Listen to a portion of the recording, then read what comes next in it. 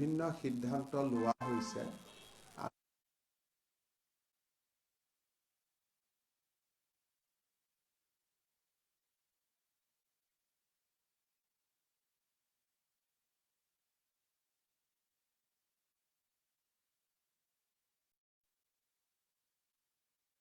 কিয়নো আজি আমি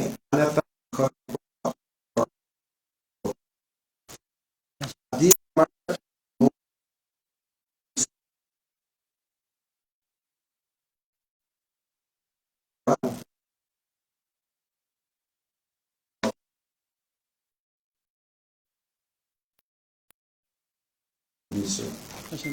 এই বঁটা আপোনালোকে জানে যে এই বছৰ আমি বিভিন্ন ৰাজ্যৰ পৰা এই বঁটাটিৰ বাবে আবেদন বিচাৰিছিলোঁ, কোনোবাই যদি কাৰোবাৰ নাম ৰিকমেণ্ড কৰিব খোজে।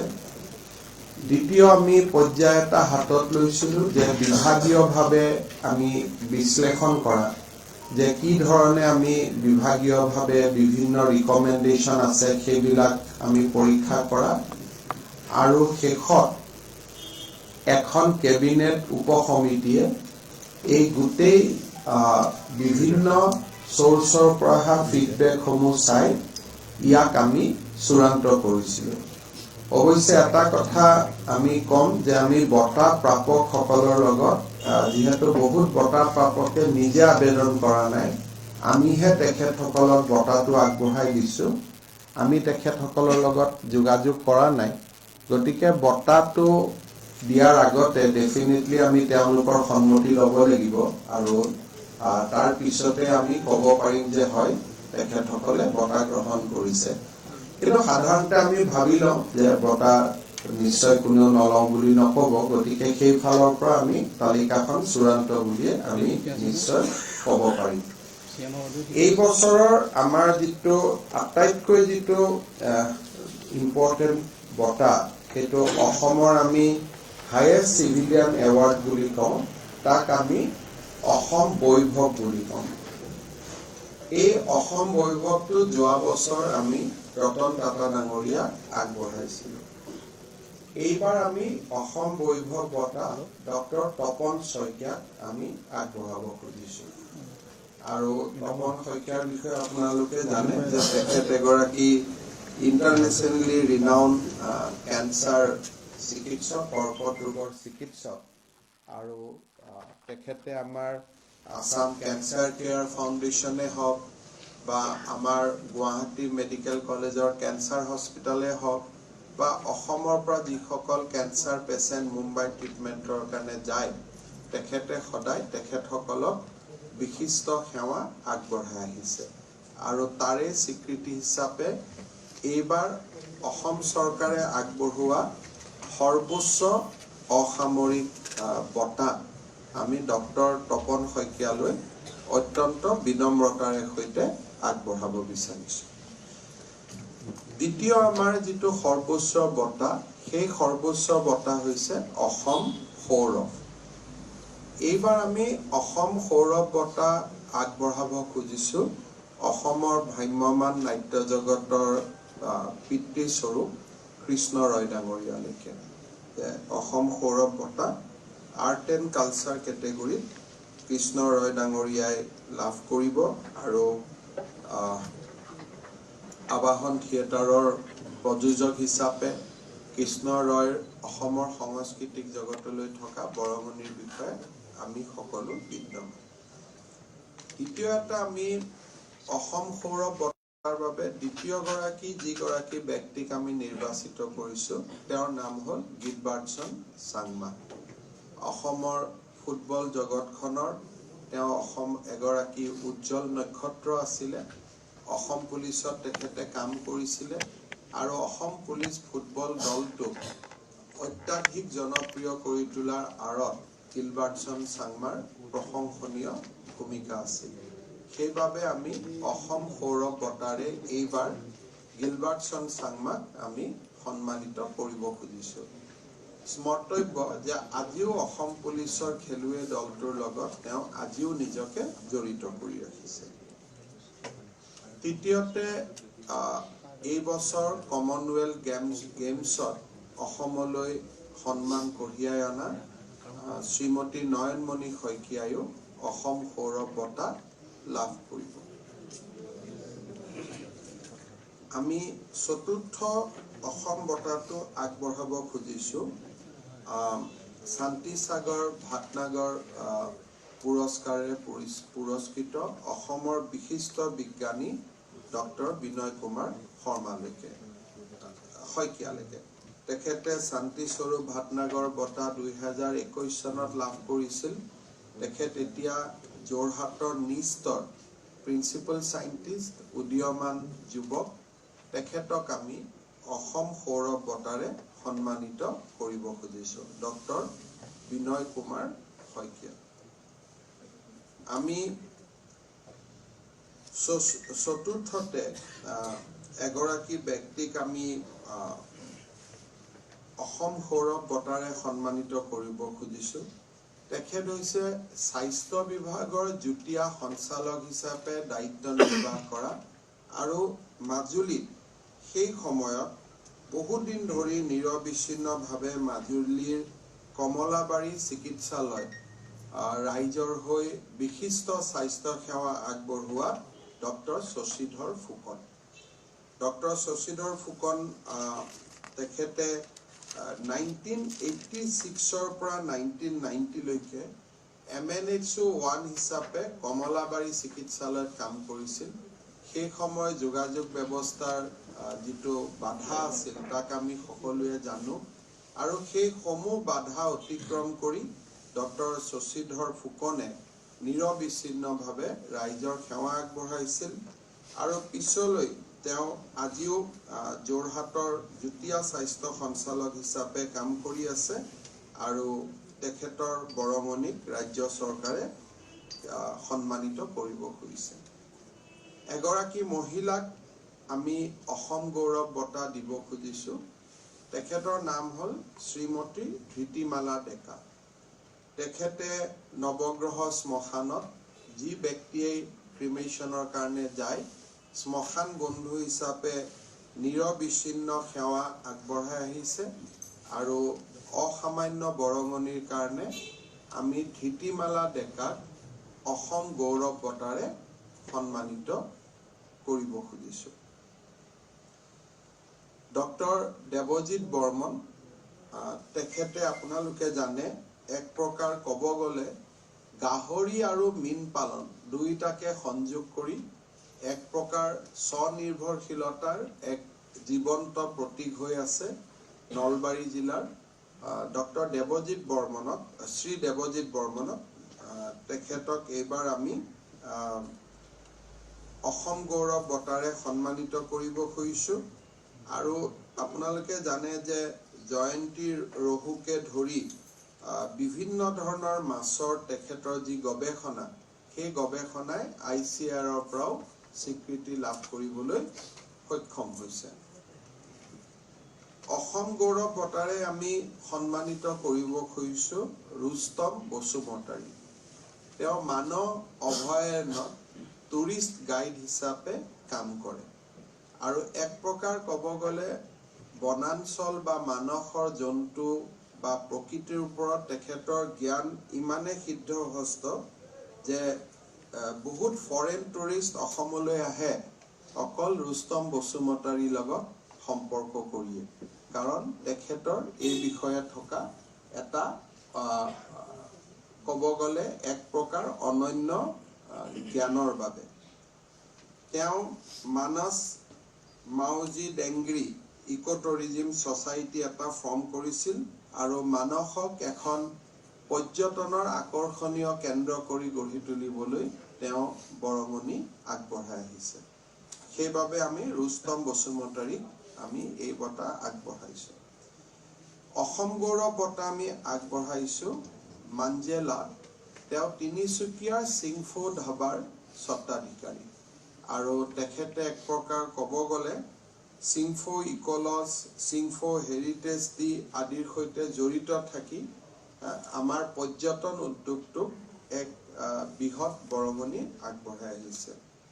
মাঞ্জেলা তেখেতক এইবাৰ আমি অসম গৌৰৱ বঁটা আগবঢ়াইছোঁ। আমি এইবাৰ আৰু এটা অসম গৌৰৱ বঁটাৰে সন্মানিত কৰিছোঁ বিনন্দ হাতী বৰুৱা। যিসকলে উজনি অসমত জানে, তাতে আমাৰ মাগুৰী মাতুপুং হৈছে আটাইতকৈ ডাঙৰ জলাশয়। ইয়াত বিভিন্ন প্ৰকাৰৰ মাছ আছে, পৰিভ্ৰমী চৰাই আছে, আৰু বিনন্দ হাতী বৰুৱাই এই গোটেইখিনিৰ ওপৰত তেখেতৰ জ্ঞান আছে। আৰু টুৰিষ্টসকলক তেখেতে যি ধৰণে বৰ্ণনা কৰে, কোন মাছ ক'ৰ পৰা আহিছে, কোন চৰাই ক'ৰ পৰা আহিছে, কোন দেশৰ পৰা আহিছে, তাৰ অৰিজিন ক'ত, কিমান দিন মাতাপুঙত থাকিব, কিমান দিনত উলটি যাব, বিনন্দ হাতী বৰুৱাৰ যি অভিজ্ঞতা, সেই অভিজ্ঞতাই অসমৰ পৰ্যটন ক্ষেত্ৰখনক চহকী কৰিছে। গতিকে এইবাৰ আমি বিনন্দ হাতী বৰুৱাকো অসম গৌৰৱ বঁটাৰে সন্মানিত কৰিছোঁ। আমি আৰু এটা বঁটা, অসম গৌৰৱ বঁটা এইবাৰ আমি আগবঢ়াইছোঁ অতুল চন্দ্ৰ বৰুৱা। তেখেত গুৱাহাটী নিবাসী, অসম ইঞ্জিনিয়াৰিং কলেজৰ তেখেত লেকচাৰাৰ আছিলে। তেওঁ ভাৱদা দেৱী মেমৰিয়েল ফিলন্থ্ৰপিছ ট্ৰাষ্ট, এই ট্ৰাষ্টটো তেখেতে আৰম্ভ কৰিছিলে।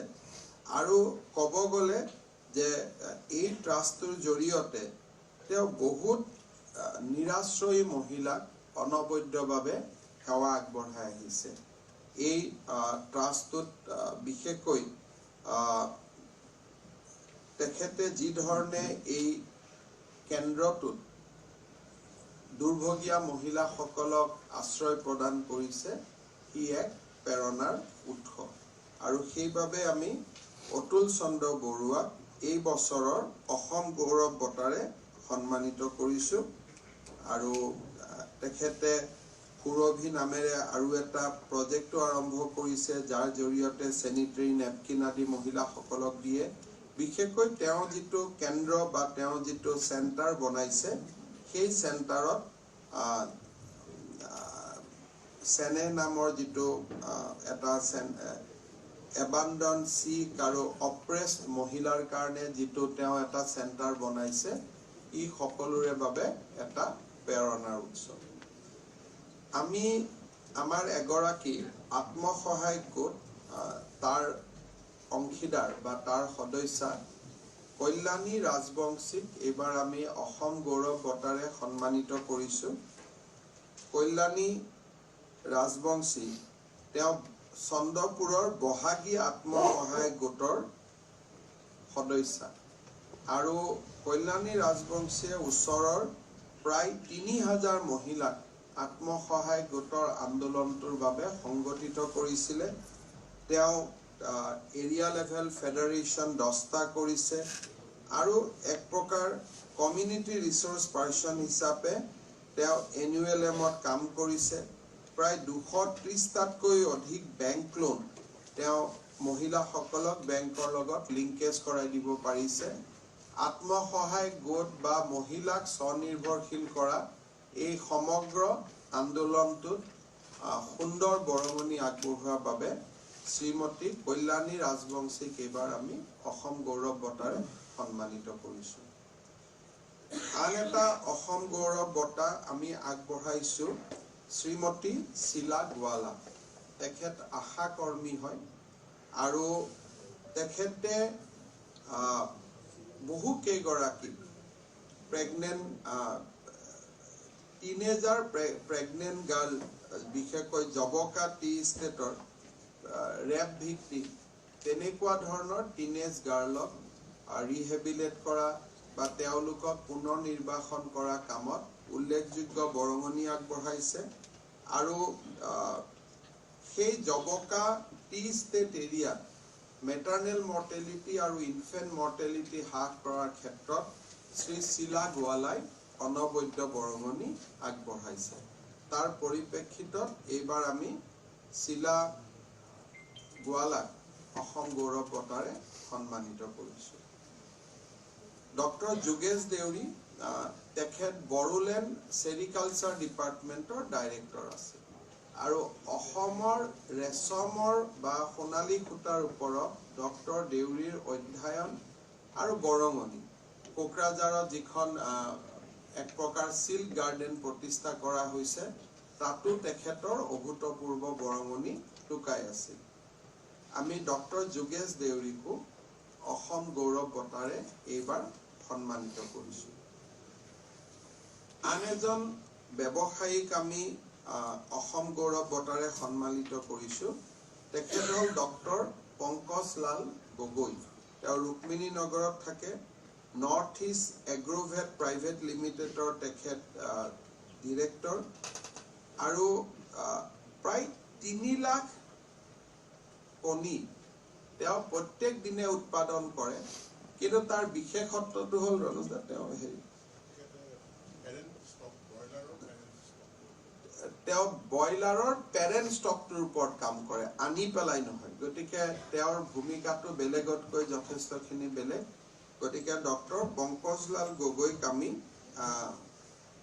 আগবঢ়াইছো এইবাৰ অসম গৌৰৱ বঁটা কোভিড-19ৰ লকডাউনৰ সময়তো তেওঁ ফাৰ্মাৰ সকলক যথেষ্ট সহায় আগবঢ়াইছিল আৰু আজি তেওঁ 130 জন লোকক ডিৰেক্ট এমপ্লয়মেন্ট দিয়ে আৰু 1000 ফাৰ্মাৰ্স তেওঁ নেটৱৰ্কটোত কাম কৰে গতিকে ডক্টৰ পংকজলাল গগৈকো আমি এই বঁটা আগবঢ়াইছো আৰু এটা বঁটা এইবাৰ আমি আগবঢ়াইছো ডক্টৰ শ্ৰী সৰ্বেশ্বৰ বসুমতাৰী তেওঁ এগৰাকী প্ৰগ্ৰেছিভ ফাৰ্মাৰ আৰু তেওঁ চাৰ্টিফাইড সিড প্ৰডিউস কৰে আৰু তেওঁৰ যিটো গুটেই হাইব্ৰিড অমিতাৰ তেওঁ কমাৰ্শিয়াল কাল্টিভেশ্যন কৰে আৰু মেডিচিনেল প্লান্টস কৰে ফৰেষ্ট্ৰিৰ ওপৰত কাম কৰে তেওঁ এগৰাকী আদৰ্শ খেতিয়ক আৰু তাৰ ফালৰ পৰা আৰু যোৰহাটৰ এগ্ৰিকালচাৰ ইউনিভাৰ্চিটিৰ লগত তেখেতে গাইডেন্সত কাম কৰে আমি ডক্টৰ শ্ৰী সৰ্বেশ্বৰ বসুমতাৰীকো এইবাৰৰ আমি অসম গৌৰৱ বঁটা আগবঢ়াইছো আন এটা অসম গৌৰৱ বঁটা আমি আগবঢ়াইছো শ্ৰী মাংথাং মাৰ তেওঁ কাছাৰ জিলাৰ আৰু 21-22 চনত তেখেতে প্ৰায় 20,625 মেট্ৰিক টন আনাৰস তেওঁ বিক্ৰী কৰিব পাৰিছিলে আৰু তেওঁৰ যিটো কোম্পানী মাৰ agro organic production company limited এই কোম্পানী লিমিটেডটোৱে এপেডাৰ লগত কথা পাতি এপেডাৰ জৰিয়তে ৰপ্তানিৰ ক্ষেত্ৰতো উল্লেখযোগ্য ভূমিকা আগবঢ়াইছে সেইবাবে আমি ডক্টৰ শ্ৰী মানথাং মাৰলৈও আমি এই বছৰৰ অসম গৌৰৱ বঁটা আগবঢ়াইছো মানথাং মাৰ এইবাৰ আমি এটা অসম গৌৰৱ বঁটা আগবঢ়াইছো আপোনালোকে তেখেতক চিনি পায় আমাৰ ডিমৰিয়াতে তেখেতে ডেফোডিল নাৰ্সাৰী কৰি অসমৰ নাৰ্সাৰী উদ্যোগটোক তেখেতে বহুতখিনি আগুৱাই দিছিলে তেওঁ ডেফোডিল কলেজ অফ হৰ্টিকালচাৰ প্ৰতিষ্ঠা কৰিছিলে ডক্টৰ ধ্ৰুৱজ্যোতি শৰ্মাক আমি এইবাৰৰ অসম গৌৰৱ বঁটাৰে সন্মানিত কৰিছো শ্ৰী দয়াল গোস্বামী তেখেত মাজুলীৰ মুখা শিল্পৰ লগত জড়িত আৰু এক প্ৰকাৰ ক'ব গ'লে মাজুলীৰ মুখা শিল্পৰ ক্ষেত্ৰত ডক্টৰ দয়াল গোস্বামীৰ একক আৰু অনন্য বৰঙণি আছে আৰু মুখা শিল্পটোক তেওঁ স্কিললৈকে ইয়াক স্কিল ট্ৰেইনিঙলৈকে তেওঁ ৰূপান্তৰ কৰিছে সত্তৰে সম্পত্তি কৰি তাক নাৰাখি তেখেতে নতুন নতুন ডেকা ল'ৰাক আজিৰ দিনতো তেওঁ 40 জন ডেকা ল'ৰাক এই শিল্পটো শিকাই আছে আৰু এক প্ৰকাৰ সমগ্ৰ শিল্পটোকে তেওঁ স্কিললৈকে কনভাৰ্ট কৰিছে from art culture to a skill যাতে মানুহে গেইনফুল এমপ্লয়মেন্ট পাব পাৰে আৰু শেষ বঁটাটো আমি এই সিৰিজৰে এই পৰিক্ৰমাৰে শেষ নামটো হ'ল ডক্টৰ সৈয়দ ইফতিকাৰ আহমেদ তেখেত আপোনালোকে জানে যে HIV AIDS-ৰ ওপৰত তেখেতে বিভিন্ন ধৰণৰ বৰঙণি ৰিচাৰ্চ আৰু আন বিভিন্ন বিশেষকৈ যিটো ট্ৰিটমেন্ট এই গোটেইবিলাকৰ ক্ষেত্ৰত তেখেতে যথেষ্ট দীৰ্ঘদিন ধৰি বৰঙণি আগবঢ়াই আহিছিল আৰু সেইবাবে এইবাৰ আমি ডক্টৰ সৈয়দ ইফতিকাৰ আহমেদকো অসম গৌৰৱ বঁটাৰে সন্মানিত কৰিছোঁ। এইবাৰৰ এই গোটেই বঁটাখিনি আমি মূলতঃ আপোনালোকে জানে যে এই বঁটাটো আমি সেইসকল ব্যক্তিক দিওঁ যিসকল ব্যক্তিৰ অৱদানেৰে মানুহৰ জীৱনত প্ৰত্যক্ষভাৱে পৰিৱৰ্তন হৈছে। অকণমান আমি সেইকাৰণে চেষ্টা কৰোঁ যে সমাজৰ লোকচক্ষুৰ আঁৰত থকা ব্যক্তিসকলক বুটলি অনাৰ বাবে। যি নহওক এইবাৰৰ অসম গৌৰৱ, অসম বৈভৱ, অসম সৌৰভ, অসম গৌৰৱ বঁটাৰ তালিকাখন মই আপোনালোকক দিলোঁ আৰু মোৰ অফিচৰ পৰা অলপ সময় পিছত তেখেতসকলৰ উইথ ডিটেইল বেকগ্ৰাউণ্ড আপোনালোকৰ বিশেষকৈ আমাৰ গ্ৰুপত আপোনালোকক আমি এইটো আপলোড কৰি দিম যাতে আপোনালোকে যথেষ্টখিনি সমল তেখেতসকলৰ ওপৰত আপোনালোকে পাব পাৰে। টোটেল এজন অসম বৈভৱ, অসম সৌৰভ হ'ল এজন, দুজন,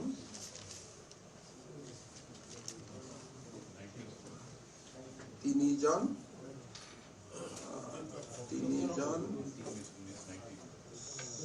চাৰিজন, পাঁচজন অসম সৌৰভ আৰু অসম গৌৰৱ হ'ল আমাৰ 15জন। গতিকে 1, 5, 6 + 14 20।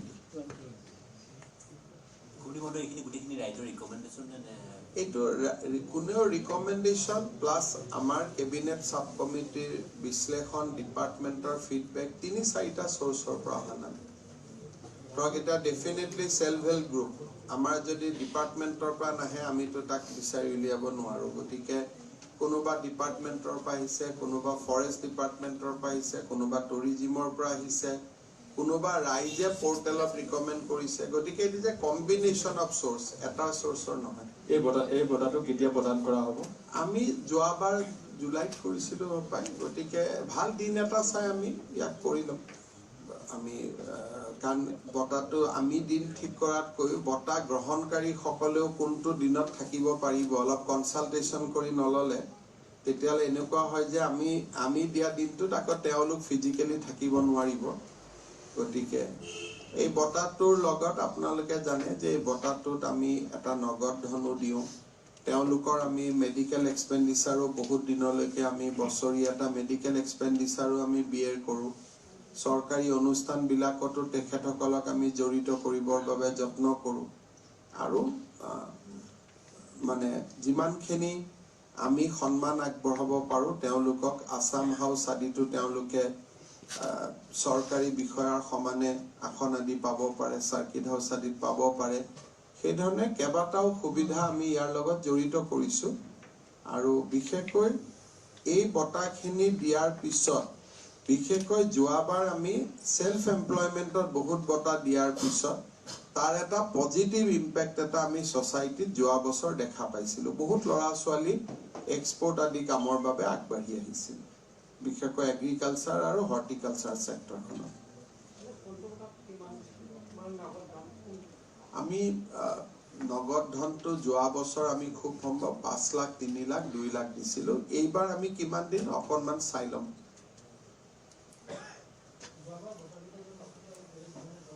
সেম হ'ব, সেইটোৱে ফৰ্মেট হ'ব আমাৰ যিটো সদায় যি ধৰণে আমি কৰোঁ। যোৱাবাৰ আমি জুলাই কোন তাৰিখে কৰিছিলোঁ এবাৰ চেক কৰি দিব পাৰিব হা। কিন্তু এইবাৰ আমি অকণমান সময়টো সকলোৰে লগত মিলাই পেলাই কৰিম যাতে সকলো কেইজন থাকিব পাৰে, কাৰণ যোৱা বছৰ ৰতন টাটা উপস্থিত থাকিব পৰা নাছিল। গতিকে আমি এইবাৰ কৰিম যাতে যিটো দিনত সকলো উপস্থিত থাকিব।